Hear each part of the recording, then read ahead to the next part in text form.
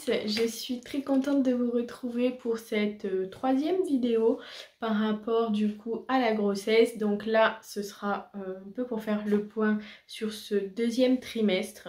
J'espère que vous allez tous très bien. Je voulais vraiment vous remercier déjà pour les nouvelles personnes qui sont abonnées. Aussi pour tous les messages que j'ai reçus.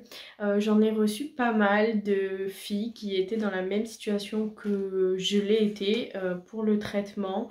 Et voilà, surtout je voulais vous dire, n'hésitez pas, ça me fait vraiment plaisir de recevoir vos messages et de pouvoir vous aider, vous conseiller, vous rassurer par rapport à tout ce qui va se passer. Donc n'hésitez pas à me contacter du coup sur Instagram, ça me fait vraiment plaisir. J'ai fait ma petite liste bien sûr parce que la mémoire me joue des tours. Il y a moyen que je meure un peu de chaud dans cette vidéo, alors si vous voyez des gouttes et tout, ne m'en tenez pas rigueur. Mais il fait vraiment très chaud là dans le sud.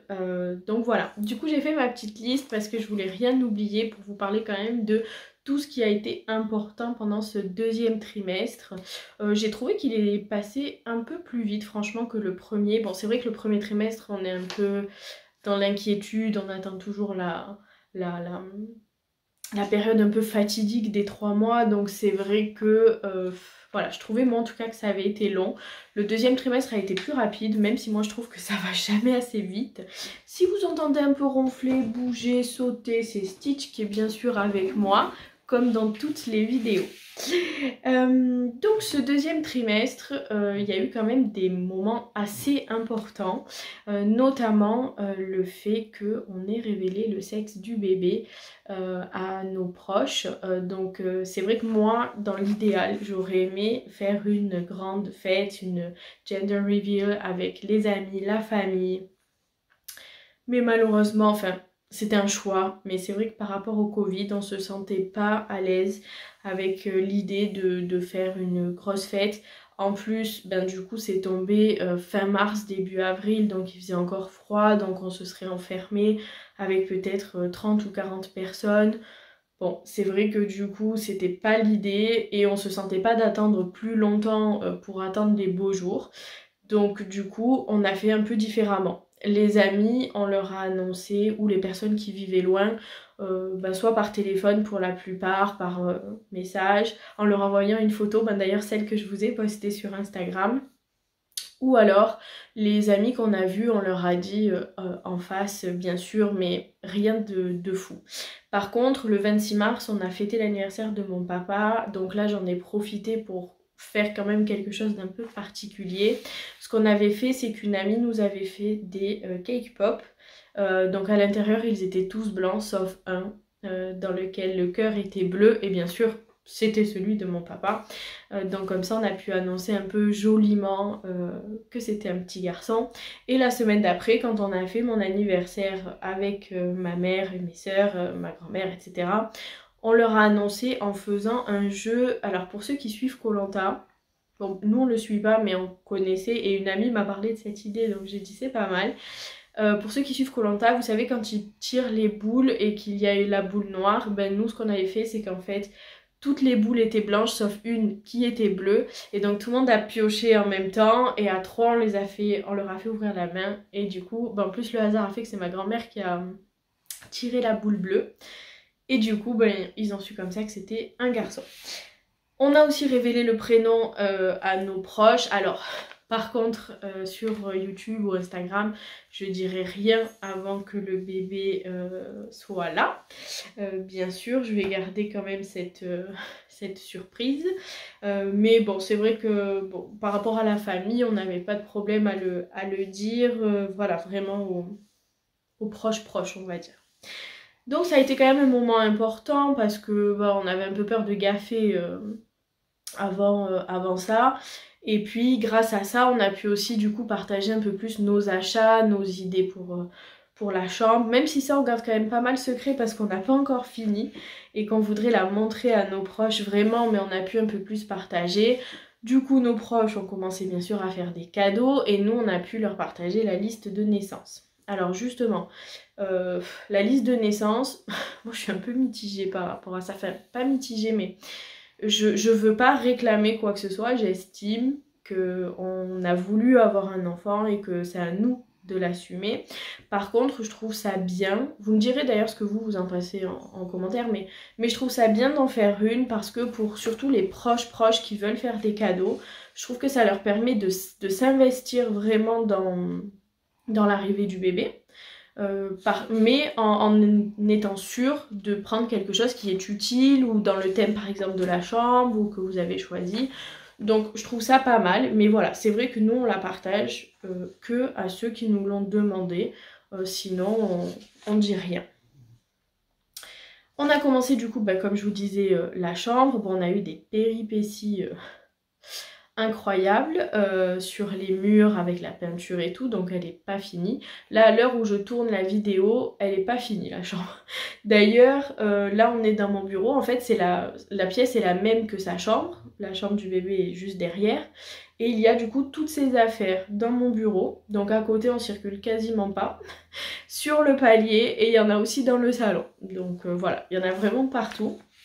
Mais j'espère que d'ici 15 jours, ça sera fini, plus ou moins, ou en tout cas très avancé, et que je puisse aussi vous faire du coup une vidéo room tour pour la chambre de bébé, on va dire peut-être début juillet. Voilà, si c'est fini avant, je vous la ferai avant, mais en tout cas j'espère vraiment début juillet pour pouvoir vous partager ça. Ce deuxième trimestre, c'était aussi un des plus beaux moments, je pense, pour toutes les mamans. Pendant la grossesse, c'est le moment où j'ai senti les premiers coups du bébé. En plus, j'avoue que j'ai eu de la chance, je les ai sentis quand même assez tôt, à 18... Oui, c'est ça, 18 SA, tout pile. Pour la petite anecdote, ce jour-là, on avait déménagé depuis une semaine. Et quand je me suis réveillée, donc c'était un dimanche, je me réveille à 7 h du matin, le cou totalement bloqué. J'étais au bout de ma vie, hyper énervée.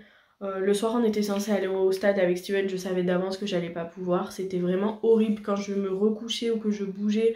J'avais l'impression que j'allais faire un malaise. Enfin, c'était vraiment horrible ce jour-là. Mais à un moment donné, je m'allonge. Steven dormait encore. Et j'arrivais pas du coup à dormir. J'arrive plus ou moins à me caler. Et là, je sens un petit coup. Je me dis, non, c'est pas ça, c'est pas vrai. Et enfin, j'avais un peu du mal à y croire. Et puis ça recommence une fois, deux fois. Ça s'arrête un peu, puis ça refait un peu plus tard. Et c'était bien ça. Et en fait, du coup, on va dire que les premiers temps, c'était régulier, je sentais tous les jours. Mais seulement quand je me couchais. Et je les sentais que de l'intérieur. Si je mettais ma main, je sentais pas. Steven ne pouvait pas sentir, on pouvait pas voir. Rien. Mais c'est vrai que c'était tellement beau et surtout tellement rassurant pour moi qui était toujours inquiète de savoir est-ce que mon bébé va bien, etc. Là, j'avoue que du coup, j'étais beaucoup plus rassurée. C'était ouf. Et après, on va dire que dans les semaines qui ont suivi, ça a commencé à s'intensifier. Je sentais partout. Ça m'arrivait aussi du coup quand j'étais pas couchée, quand je m'asseyais ou quand je mangeais aussi, commençait vachement à réagir à ça. Et puis est venu le moment où Steven a pu sentir. Là tout récemment, pour la fête des mères, donc il y a quelques jours, on était chez ma maman, ma grand-mère, mes sœurs ont pu sentir aussi le bébé. Bon là on voit vraiment mon ventre se déformer, on a l'heure à laquelle je vous parle, il bouge. Il s'arrête plus, mais du coup ouais, et puis maintenant il est vachement réactif quand je touche ou quoi, il bouge, enfin ça a vraiment vite évolué. Mais c'est vrai que du coup ce moment là je l'oublierai jamais, pourtant la journée avait très très mal commencé et au final ça restera une des plus belles journées de ma vie. Et maintenant j'en rigole, je dis à Steven, tu te rappelles le jour où bébé a donné ses premiers coups? Il m'a dit oui c'est le jour où tu t'es levé le cou bloqué. Voilà, c'est ça, on en rigole, alors que j'étais vraiment pas bien, mais j'étais tellement heureuse de le sentir bouger que on oublie tout. J'ai aussi commencé pendant ce trimestre à avoir quelques contractions, alors pas rapprochées, rien de fou, mais dès que je reste beaucoup debout, que je fais un peu d'effort ou quoi, mon ventre devient tout dur. Parfois ça m'arrête un peu parce que c'est douloureux, ça c'est assez rare mais c'est douloureux donc je m'arrête. Et puis, mais ça dure quelques secondes et puis ça, voilà, puis ça s'arrête et puis il n'y en a pas d'autres derrière. Mais c'est vrai que ça peut faire un petit peu peur. Enfin, on se demande toujours si on a fait quelque chose de mal, si ça a un effet sur le col, voilà, si on risque quelque chose. Mais bon, au final, c'est pas grand chose. Et d'ailleurs, tout récemment, il y a 2 jours, on a eu une échographie avec le gynéco. Et j'en ai parlé aussi parce que bébé a la tête en bas et que je le sens quand je suis debout qui m'appuie, donc j'avais un peu peur. Mais il a vérifié, le col est très bien. Donc tout ça pour vous dire, si vous avez un doute, consultez, ça il faut. Mais ne vous stressez pas parce que c'est juste aussi tout qui se met en place, mais ça ne veut pas dire que ça a un effet et que c'est grave parce que ça arrive tôt. Voilà. En termes de symptômes, pendant ces 3 derniers mois, alors souvent on dit que le deuxième trimestre il est mieux que le premier. Alors c'est vrai que j'ai eu cette impression, on va dire, pendant 1 mois et demi, parce que j'étais très peu fatiguée, je me levais facilement le matin, j'avais plus du coup cette fatigue toute la journée, donc j'arrivais à faire des trucs, voilà, vraiment à m'occuper de choses dans la maison, à sortir et tout. Donc ça c'est vrai, mais ça n'a pas duré longtemps je trouve. La fatigue elle est revenue mais différente quand même du premier trimestre. Au premier trimestre c'était bizarre, c'est comme si j'avais la grippe quoi. Alors que là c'est juste que je sens que physiquement mon corps fatigue. C'est-à-dire que quand je fais un effort, je me sens essoufflée, j'ai l'impression d'avoir fait un sport de ouf. Bon aussi parce que maintenant j'ai un gros ventre et tout ça. Mais la fatigue du coup elle est revenue mais elle est quand même très différente du premier trimestre. C'est pas du tout la même chose. L'autre chose qui est revenue, qui était un petit peu partie, c'est l'acné. Alors c'est revenu moins fort mais c'est revenu. Bon ça après on fait comme on peut. Moi j'évite de me maquiller, là je me suis un peu maquillée pour la vidéo, vraiment pour vous. Mais sinon je me maquille voilà, quand on est invité quelque part, ce qui est quand même assez rare quoi, anniversaire, fête, ça s'arrête là. Et sinon à la maison je me maquille pas du tout pour quand même laisser respirer ma peau et pas trop aggraver la situation. Mais ça après, bon je me dis que après l'accouchement ça mettra un peu de temps mais que ça reviendra à la normale, voilà, c'est pas très très grave. Par contre, un truc qui s'est installé vraiment au deuxième trimestre pour moi et que je trouve très difficile, c'est les envies d'aller aux toilettes, donc faire pipi hyper souvent. Ça j'avoue que je suis quelqu'un déjà en général qui va souvent aux toilettes. Ça c'est vrai, je me lève toujours la nuit pour y aller, hein, avant la grossesse, tout ça. Quand on va quelque part, qu'on fait par exemple du shopping, je suis toujours celle qui va aller au moins une fois aux toilettes du centre commercial ou quoi, ça c'est sûr. Mais là en étant enceinte, c'est catastrophique. C'est-à-dire qu'en plus, quand je suis assise ça va. Mais dès que je me lève, que je commence à marcher, je vais aux toilettes, je fais pipi, 5 minutes après j'ai envie. Et si j'attends trop, ça me donne des contractions et en plus j'ai l'impression que je vais me faire dessus. Parce que je pense qu'il y a le poids du bébé, de l'utérus et tout qui appuie. Mais du coup c'est handicapant parce que dès qu'on sort, je peux rapidement plus rien faire. Donc ça j'avoue que c'est un peu le plus embêtant. À la maison c'est pas trop gênant. Sauf la nuit, parce que la nuit, il y a des nuits, je me lève toutes les heures pour aller faire pipi quoi. Donc c'est assez dur de se reposer avec ça. Mais voilà, ça j'avoue que je m'y attendais, mais je pensais que ça viendrait un petit peu plus tard. Mais bon, voilà, du coup on s'adapte. Du coup dès qu'on va dans un magasin, je demande toujours des toilettes. Alors il y a des magasins plus sympas que d'autres hein, d'ailleurs. Mais bon, on fait comme on peut. Ensuite, comme autre on va dire symptômes, je vous disais c'est difficile quand même de dormir. Bon il y a ce problème de toilette, mais il y a aussi le fait que bien sûr maintenant avec un gros ventre, trouver une position devient difficile. Moi d'habitude je dors sur le ventre, donc bien sûr maintenant c'est vraiment mort. Donc je dors sur le côté. Même quand j'essaie un peu de me mettre sur le dos, je me sens hyper essoufflée. Ça m'arrive surtout quand le soir je veux regarder la télé dans le lit. Donc bon ça c'est pas possible non plus. Sur le dos parfois monsieur n'est pas très content suivant comment il est positionné ou quoi. Donc il me le fait comprendre. Mais voilà c'est vrai que les nuits, enfin ça dépend, il y a des nuits qui sont ok. Je vais pas dire qu'elles sont bonnes parce que je me lève quand même beaucoup. Mais elles sont ok, j'ai l'impression d'avoir quand même bien dormi, de m'être reposée. Et il y a des nuits, c'est horrible quoi, vraiment, je tourne en rond. En plus, Steven il rigole, mais à chaque fois que je me tourne dans le lit, j'ai l'impression que c'est un déménagement. Parce que moi déjà, pour me tourner, c'est toute une histoire, mais en plus, il faut tourner le coussin, faut... c'est quelque chose.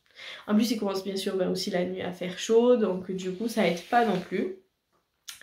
Mais bon, ça c'est comme ça. Et l'autre chose un peu étonnante que j'ai remarqué à ce deuxième trimestre, alors c'était un des signes, je vous l'avais dit, du SOPK. Dans ma première vidéo, c'est que j'avais des parties de mon corps, notamment dans le cou, qui étaient plus foncées, donc la peau.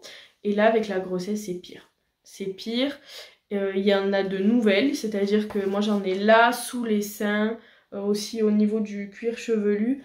Et en plus, j'avais besoin d'hydrater énormément. Parce que du coup, ça faisait comme si je pelais dessus. C'était vraiment, vraiment bizarre.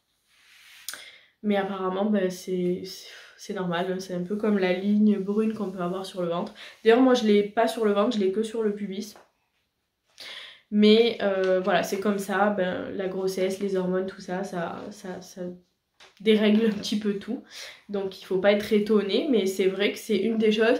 Et au départ quand je l'ai remarqué, ça me complexait un peu parce que dès que je m'attachais les cheveux, on aurait dit que j'étais sale dans le cou et tout. Et puis bon, au fur et à mesure, je m'y suis un peu faite. En plus en discutant, je me suis rendu compte que j'étais pas la seule. Donc de toute façon, ça partira après l'accouchement. Bon, pendant ce deuxième trimestre, j'en ai pas parlé sur Instagram parce que je voulais pas trop polémiquer sur ça, mais il s'est passé quelque chose, c'est que dans la maison où on est, en fait, elle est à 3 étages, enfin il y a rez-de-chaussée, premier, deuxième, et je suis tombée dans les escaliers, je crois que j'étais enceinte de 5 mois, quelque chose comme ça. Alors j'ai eu de la chance parce que je suis tombée en montant. J'avais les mains vides et j'ai eu le réflexe, donc je suis tombée en fait sur mes genoux et sur mes mains, mon ventre n'a pas tapé. Je me suis massacré les genoux par contre, vraiment, j'arrivais même plus à marcher, ils étaient violets pendant plusieurs jours.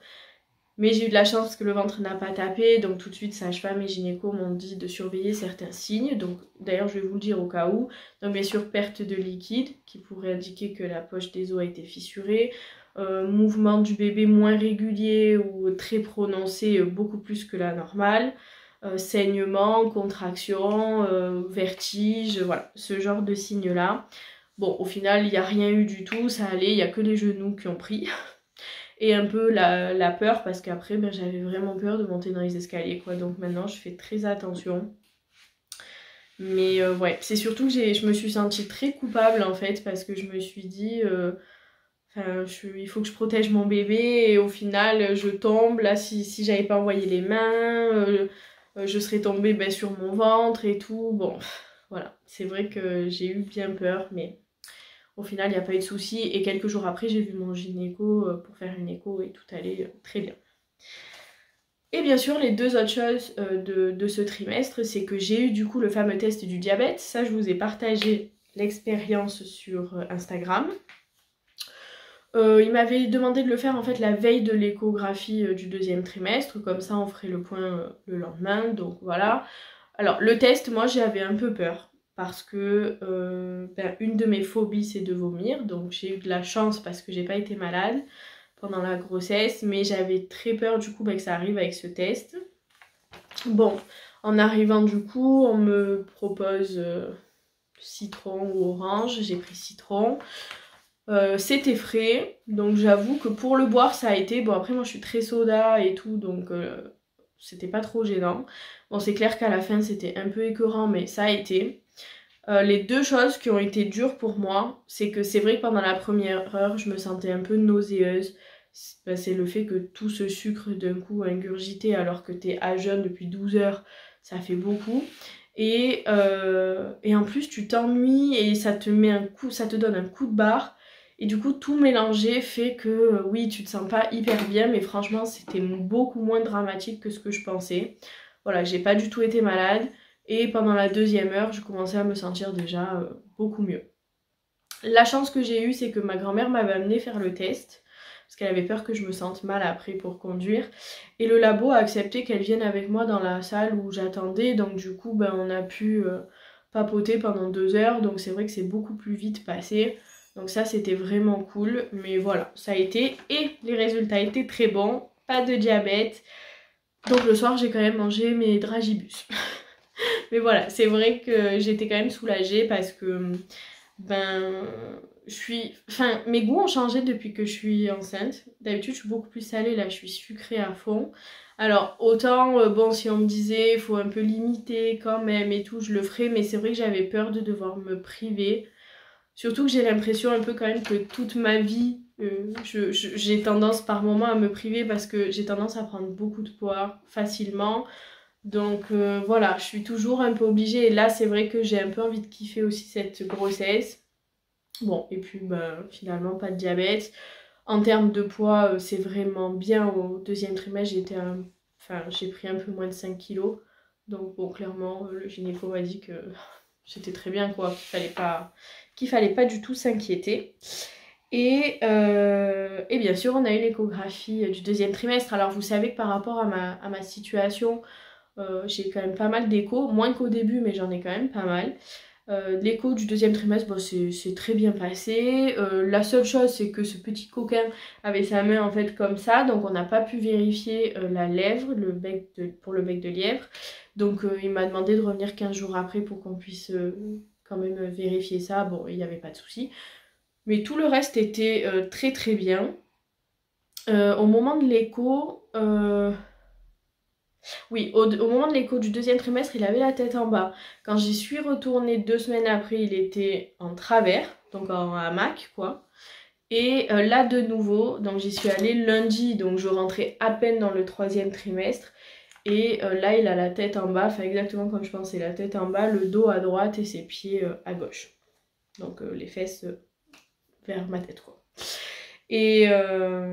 Et voilà, mais dans l'écho c'est très bien passé, il a un bon poids, il est pile dans la moyenne, pareil pour la taille. Voilà, rien d'alarmant et les résultats sont bons. Il m'a par contre donné un complément de fer parce que je suis pas encore en anémie, mais c'est vrai que j'ai beaucoup baissé depuis le début de la grossesse et du coup il voulait éviter d'arriver en anémie, donc il m'a donné un petit complément. Donc ça à surveiller, je le dis pour celles qui se inquiètent, mais prendre du fer comme ça en complément, ça peut un peu bouleverser votre transit. Donc surtout si vous partez dans l'extrême constipation ou l'extrême diarrhée, surtout consultez parce que voilà, il faut pas laisser ça comme ça. Mais ça peut arriver et voilà, mais sinon rien de plus en soi, ça s'est bien passé. Voilà, mis à part cette fatigue et ces envies pressantes, tout le reste était bon. Donc là, on rentre dans le 3e trimestre. Ça fait un peu bizarre parce qu'en même temps, on se dit qu'il peut être court, ce 3e trimestre, parce que s'il décide d'arriver un petit peu avant, voilà. Et en même temps, on se dit, de toute façon, dans 3 mois maximum, il sera avec nous. Et ouais, en fait, comme je disais, c'est court et long à la fois. En même temps, je me dis, oh là là, encore 3 mois, j'ai trop hâte de le voir et tout. Et puis en même temps, quand je regarde le nombre de jours, je me suis mis un petit compte à rebours sur le téléphone et tout. Je me dis, waouh, en fait, quand on regarde le nombre de jours, avec tous les rendez-vous en plus qui vont s'enchaîner et tout, ça va aller hyper vite. Donc ouais, écoutez, on verra. Je vous dirai une fois que j'aurai accouché si j'ai trouvé qu'il était long ou pas, ce 3e trimestre. En tout cas voilà, tout se passe pour le mieux. J'espère du coup rapidement que je pourrai finir cette chambre pour pouvoir déjà moi souffler et pouvoir enfin vous la montrer. Aparté bébé, mais une fois je pense que le bébé sera déjà né, mais on vous montrera bien sûr la nouvelle maison. Mais là j'avoue que c'est pas trop la priorité, que du coup tout est en bazar puisqu'il y a des affaires un peu partout le temps que sa chambre soit en travaux. On n'a pas emménagé comme on voulait exactement parce que on manque un peu de rangement, donc il faut qu'on en crée. Et ça, pareil, on n'a pas trop le temps, on s'occupe aussi du jardin, etc. Donc voilà, c'était juste pour l'aparté. Et bien sûr aussi par rapport à la grossesse, je vous ferai une vidéo pour les valises de salle de naissance et de maternité pour le séjour. Pour pouvoir un peu vous partager ce que nous on a décidé de prendre. Et puis peut-être qu'une fois que j'aurai accouché, je vous dirai ici ou sur Instagram si tout a été utile ou pas, parce que ça aussi... on sait jamais trop, surtout pour un premier.